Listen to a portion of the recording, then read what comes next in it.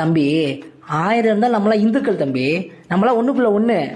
நாளைக்கு உனக்கு ஒரு பிரச்சனைன்னு வையே, இந்த ரகுமானோ ஜோசப்போ வரமாட்டான், அண்ணன் வந்து நிப்பேன். ஏன் நம்மலாம் இந்துக்கள் உணர்வால இணைக்கப்பட்டிருக்கோம் தம்பி. அப்புறம் எதுக்கு அவங்கள வர சொன்னா, நாளைக்கு நம்ம இந்துக்கள் சார்பா ஒரு ஆர்ப்பாட்டம் நடக்குது, அதுக்கு நீங்க மறக்காம கலந்துக்கணும். கண்டிப்பா வந்துட்டானே. சரி தம்பி பாப்போம். அண்ணா அப்புறம் முக்கியமான விஷயம் சொல்லு தம்பி. உங்க பொண்ணு பிரியா இருக்காங்களே? ஆமா, என் பொண்ணு பிரியா காலேஜ் 3ஆம் வருஷம் படிக்கிறா. நான் பிரியா லவ் பண்றேனே, உங்களுக்கு ஓகேனா வீட்டுல வந்து பேசலாம். லவ் பண்றியா? தம்பி என்ன பேசணும் தெரிஞ்சுதான் பேசுறீங்களா? நீங்க என்ன ஆளுங்க, நாங்க என்ன ஆளுங்க? தைரியமா லவ் பண்றேன்னு சொல்ற என்னானே? இப்பதான் வா தம்பி குந்து, நம்ம எல்லாம் இந்துக்கள் பிறந்த மண்ணு, நம்மளாம் ஒண்ணுக்குள்ள ஒண்ணு டைலாக்லாம் பேசின. இந்துக்கள் தான், அதுக்குள்ள ஒன்னாயிருமா?